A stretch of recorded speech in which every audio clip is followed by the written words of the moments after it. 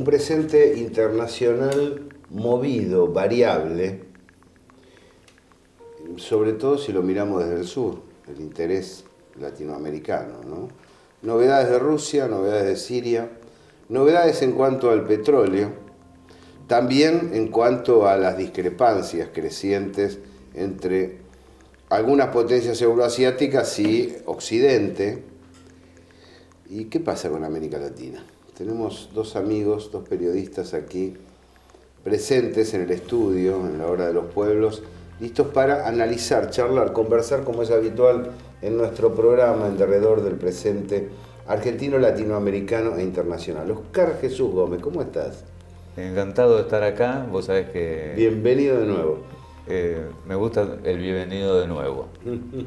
Y los sucesivos bienvenidos que vendrán. Por primera vez aquí, pero no por última, Mario Sadra, de Radiográfica. ¿Cómo estás, Mario? ¿Qué tal? Agradecido por la invitación. Un placer que estés aquí. Y bueno, siempre compartir una mesa con vos es edificante. Un impacto fuerte, ¿no? Uno ve el gobierno brasileño, el argentino. Creo que si a esta altura del año pasado, bueno, no era tan fácilmente prever una dificultad para el sur del continente como la que estamos viviendo. ¿Cómo lo vivís? Y primero con desazón, básicamente, porque hablábamos recién de las fichas de dominó cuando se ponen en fila. Este efecto cascada era de preverse en cuanto se desatara algunas de los nudos más sólidos que teníamos en este acuerdo regional que se enlazó desde muchos lugares, Mercosur, CELAC, y veíamos con preocupación Venezuela tras el fallecimiento de Chávez, un Maduro que se fue consolidando, nos daba algún pie más firme, luego lo de Dilma, que empezó a gestarse hace un año y pico o dos, esta farsa de juicio político, que tenía sus previsiones en Honduras, tenía sus previsiones en Paraguay también, veíamos que esto podía suceder si no se frenaba, más la mirada vuelta de Estados Unidos hacia la región, tras los conflictos que vos mencionabas, hizo sucumbir un poco más la cosa hasta llegar a este estado bastante preocupante. Vemos con preocupación no solamente los países que ya han sucumbido frente a esta embestida imperial. Estela Caloni decía, cuando hablábamos de restauración conservadora, ella más apropiadamente habló de restauración neocolonial. Creo que ese es el escenario en el que estamos. Hay una restauración neocolonial en el continente con todo lo que deviene de eso, ¿no? Habría que analizar si es persistente o si es circunstancial, ¿no? Hay una propuesta de Michel Temer para incluir el ajuste en la Constitución. Aclaramos, ¿no?, a los amigos que la diferencia que hay entre la Constitución brasileña y la argentina es que la brasileña es netamente articulista, podríamos decir. Es decir, queda en la Constitución lo que instrumenta las leyes que la integran, mientras que la Argentina es trazo grueso general donde orienta a las leyes, pero no las instrumenta a través del articulado. Pero más allá de ese detalle, se me ocurre un acto de sinceramiento muy profundo, que el neoliberalismo diga, bueno, vamos a ajustar, vamos a perjudicar a la sociedad y va a quedar escrito en la Constitución. Son los recursos legales para escaparse de lo que se viene después. Es una manera de lo mismo, claro, que va a ser... es un delito contra la sociedad. Por supuesto.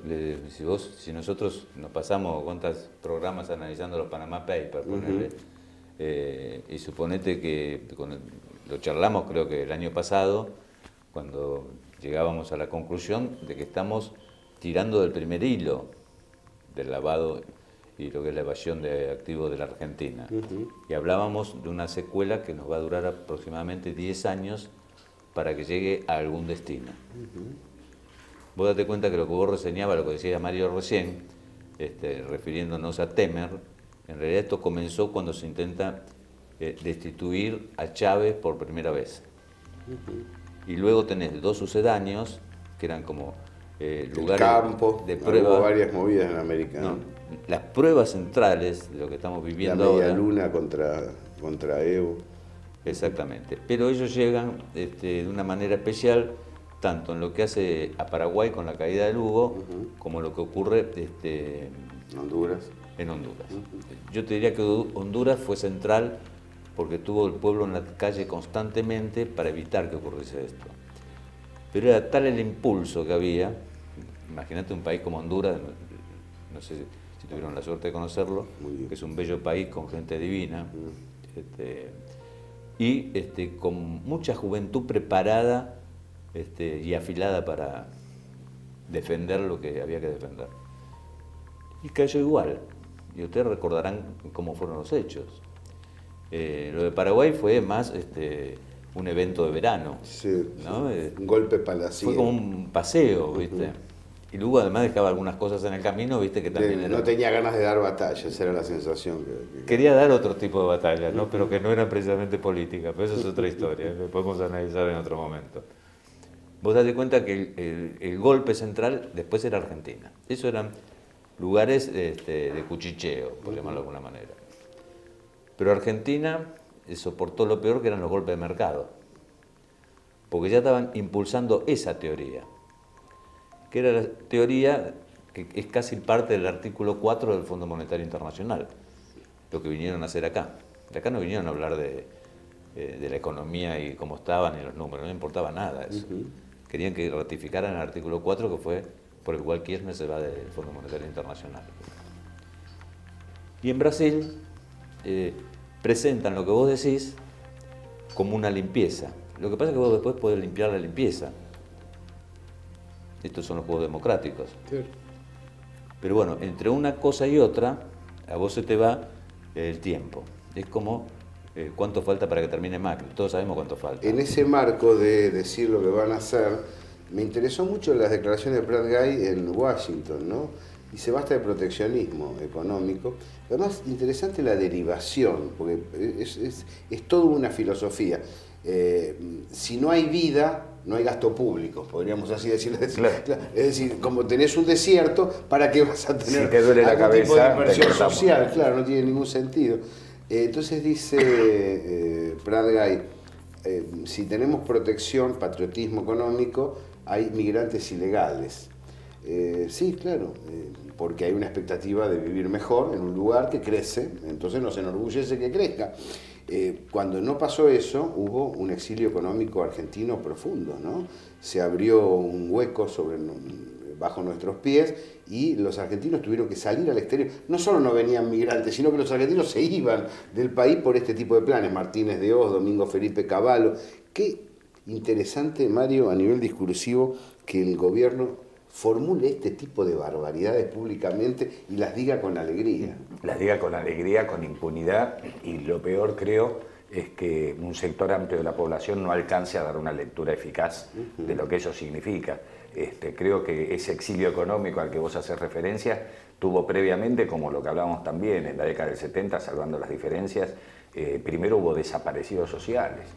Gente que no tenía absolutamente ningún anclaje ni en obras sociales ni en protección, que es lo que debe dar el Estado, y esta discusión que también nos llevó tiempo, decíamos un Estado ausente, no, había un Estado presente en contra de la gente, en contra de los intereses del pueblo. Entonces creo que esta dicotomía que se viene dando desde hace décadas, que empezó allí por la colonia entre monarquía y república, luego fue, y creo que la más consistente y la que perdura con las distintas características que es liberación o dependencia o patria o colonia, lejos de ser un anacronismo, es algo tan vigente en el presente y a futuro. Nada más que creo que, a diferencia de los pueblos europeos, que en su desarrollo histórico no tuvieron la perspectiva de colonia, en su gran mayoría Inglaterra nunca fue colonia de nadie, ni Francia, veían el tema desde otro lado, desde otro lugar del mostrador. Y se la ven más fea porque nosotros tenemos una experiencia de lucha anticolonial, cuando eran naciones las que subyugaban a naciones.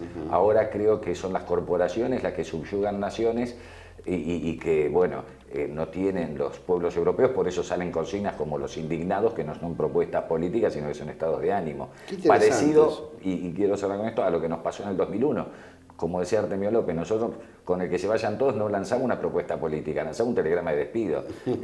No había ninguna propuesta política y eso era producto de los años de dictadura más el quiebre que se dio en la conciencia nacional en los 90, ¿no? Esto al que estamos viviendo, tomando en cuenta esta reflexión, ¿es un avance estadounidense imperial o anglosajón imperial sobre nuestras tierras o es un avance de las corporaciones sobre el conjunto del espacio local, también europeo, medio oriental? ¿Son las corporaciones las que están gobernando? ¿Ya no son los estados centrales tradicionales, Oscar? Mirá, si vos analizás la economía como un estado del poder y analizás los presidentes de Europa o de Estados Unidos, la Unión Soviética, los que juegan las grandes partidas de ajedrez, lo que es el BRICS, por otro lado, vos date cuenta que el verdadero presidente de las corporaciones en Estados Unidos había sido Bush. Obama era el presidente de Wall Street, que son corporaciones también, pero es otra vía de las corporaciones, no es exactamente lo mismo. Sí. Unos juegan directamente con las corporaciones a exportarlas, porque los invasores son las corporaciones. Tenés un hecho militar, pero atrás vos tenés el hecho económico. Sí, inclusive los militares son corporaciones como Blackwater también, por supuesto, ¿no? Son empresas en esa misma línea. Eso era Bush, eso era Reagan, vos lo has vivido, lo hemos contado, lo hemos analizado, perdimos años de nuestra vida intentando informar para que no entendieran lo que estábamos hablando, que no era una guerra, sino que era un tema económico en realidad. Esto es lo mismo que la guerra Irán-Irak, cuando comienza el verdadero operativo en el mundo. Ellos tomaron como una base de referencia los estados árabes en ese momento que eran socialistas, o los que eran más proclives a la yamajiría, por ejemplo. Sí. Entonces, a partir de esa tendencia que armaron ahí, y que le fue muy bien, por supuesto, porque todos quedamos, esperábamos la respuesta. Yo me acuerdo lo que eran las reuniones de aquellos tiempos, ¿viste? Y tuve oportunidad de estar en esos países en ese momento. Nosotros sabíamos que no era así. Vos date cuenta que había un negocio en Estados Unidos que era la reconstrucción de las ciudades devastadas. Sí, sí, sí. Los primeros que llegaban eran unas corporaciones que te rearmaban las ciudades que ellos habían bombardeado. Lo cual permite y inferir, cobraban además. Lo cual permite inferir no solo que nosotros estamos siendo agredidos o recolonizados por esas corporaciones. Creo que no se va a concretar porque el pueblo argentino y latinoamericano va a seguir adelante. Siempre son guerras, pero de diferentes tipos. Claro, la política y la guerra, ¿no? Son guerras económicas, pero sobrellevadas de diferente manera según la tendencia de los años que vienen, ¿viste? Pero a partir de allí uno reflexiona en derredor a la derivación de esto, ¿no? A las perspectivas de éxito que tiene. Y también me quedo pensando, Estados Unidos en sí mismo, un Estado tomado por asalto por las corporaciones. Es decir, Estados Unidos ha resignado la democracia. No es el ciudadano promedio norteamericano el que vota y dice, quiero un gobierno así, asá. Bueno, malo, es problema de ellos. Ahora no, de las corporaciones dicen, no, acá vota nada más que el 20%, todo lo demás a la casa. Acá, si no nos gusta tal candidato, lo anulamos, lo sacamos de la vía de competencia. Me da la sensación que eso lo han resuelto las corporaciones también en el primer mundo, ¿no? También dentro de los esquemas tradicionales, no solo en contra de nuestros pueblos. Cuando estaban comenzando a ser corporaciones. Claro, ellos arrancan en ese momento. No es un tema menor, hay una película Rollerball. No sé si recuerdan de la década del 70, en donde se ve claramente que incluso las guerras se habían, que recomiendo la película para ver ahora porque tiene es de la década del 70, Giscard creo que era, que toma... Algunos equipos de fútbol fueron parecidos. Y muchos pibes, claro. Al Rollerball. Claro. Y el Jonathan, que tantos chicos Jonathan hay ahora de 30 y tantos, pero digo, el mundo controlado por corporaciones en donde los conflictos se dirimían en un campo de juego bastante parecido, ¿no?, a lo que pasaba en la FIFA y que, bueno, yo coincido plenamente, los mismos pueblos que antes tenían esa conciencia imperial como el norteamericano, hoy se están viendo subordinados y creo que incluso en el momento de decidir una invasión Estados Unidos evalúa, o por lo menos las corporaciones hacen que se evalúe más si es negocio que si es una victoria militar. Dejó de ser un negocio. Dejó de ser un negocio. Claro, lo que vos decías, la reconstrucción de Irán-Irak. Imagínate el tipo que vende la masilla para poner los vidrios que se rompieron nada más. El presidente de esa empresa corporativa era un argentino. Bueno, a eso voy por lo de la masilla. Eso es una curiosidad interesante. Esa es una curiosidad. Ahí venimos.